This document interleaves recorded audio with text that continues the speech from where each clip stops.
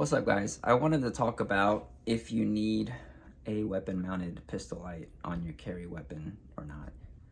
It's kind of I'm kind of a little late to the party as far as that topic goes, but I kind of wanted to watch a bunch of the content, kind of see what people who actually know what they're talking about said about it, and I've come to the conclusion that no, it's not required. Number one being the majority of people out there not only have no formal training or have not even practiced that much when you're carrying their gun, but they're going to be throwing lights on there and they haven't even taken any like low light classes. Like, could you imagine the adrenaline and the I don't know, the fight or flight response this people will get when they actually have to draw a weapon and they have not practiced or done any kind of regular training with them, and then you got to add on trying to manipulate a weapon light on top of that. I mean, I think it'll be a shit show. Now, would it hurt if you have one on there? Possibly, if it's gonna deter away from you comfortably or securely concealing your weapon or limiting your holster options. You guys see I went with a Streamlight TLR7 HLX. It's a little bit taller, but it's got really nice candela, really nice candela for the size, especially for a, I guess, compact light. The downside is some holster compatibility and the runtime. But people bring that up sometimes, but I think it runs like around 30 minutes on a battery. It is front loadable, so you can just switch it out. It's a rechargeable battery on there, but I can't, for the life of me, as a civilian, think of a time where I need to have this on for more than 30 minutes.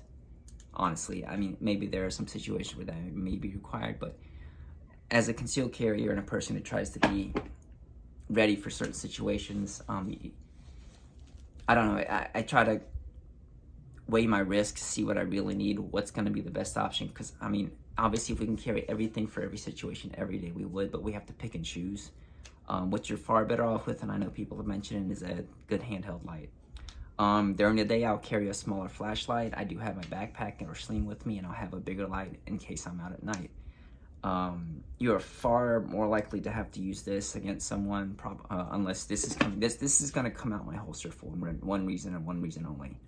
And by that time, I better have a good idea of where I'm pointing it at, and I don't need to point that. Now, if there's a situation where I need to do it, I'll have it on there, but this is going to be far more useful. It's a good throwing handheld light, and you're far less likely to be charged with assault with a deadly weapon if you point this at somebody. But and not only, but that's just my thought on weapon lights. I mean, obviously, you guys will probably have your own decisions. I don't think it's mandatory. I think it's a responsible thing to do if you do get one, is to get a good one, at least train with it, or by God, take a class with low light training with it. That being said, the reason I went with this, I mean, this is my do-it-all gun. This is my carry. This is my home defense. So obviously, I do want a light. Flashlight still stays with me by the bedside. But in case I need to have it, I have that there. Plus, this is with the release of the HLX. I mean, it's as small as TLR7, a little bit taller, but it's got the nice switch. I do love the Streamlight switches. With the way they react is you press it once and it turns on. If you press and hold, it's just momentary, and as soon as you let go, it goes off. I like to activate it with my offhand with the thumb when I roll over. It's just right there.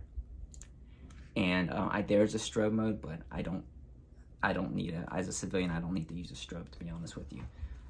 It's easy to take off and on if I need to, because sometimes I will carry it in my Filster Enigma. This is a non-light bearing holster. This is just their skeleton for the 19, so it'll fit my 45. But if you loosen this up with the little, there's a little nut there, and then you just loosen up a little bit.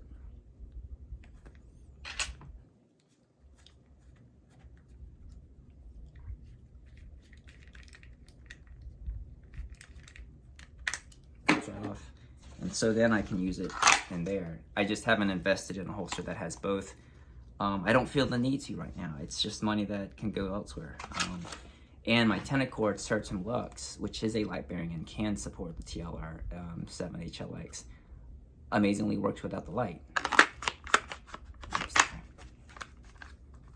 So even if I don't have the light in there, this thing uses retention on, I think, the frame of the gun. So this can work with either or, so it's a really nice option. But yeah, just, bottom line, everyone's situation is different.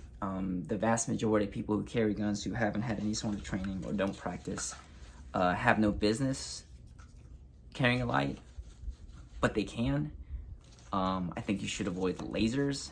I see, for a hand, I guess for snub nose, some snubbies, like if you use a J-frame or a small stub, they have those laser crimson trace lasers that can be of some help, but I mean, I don't really feel like that's necessary for a concealed carry pistol itself. But let me know what you guys think. I'm not arguing with you. Maybe your situation requires it. I don't feel like it encompasses everyone, or there's a one answer for everyone. If you can comfortably and securely carry one, definitely get it. But by God, please don't get, stick with Streamlight, stick with Surefire. You're gonna get a lot more holster compatibility. And I don't know.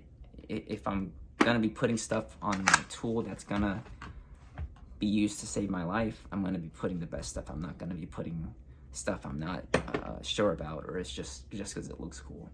But I just thought I'd make a little rant about it. Let me know what you guys think. Am I right? Am I wrong? Maybe I didn't wear stuff well enough, but I mean, those are my thoughts. Y'all have a safe one and have a good weekend.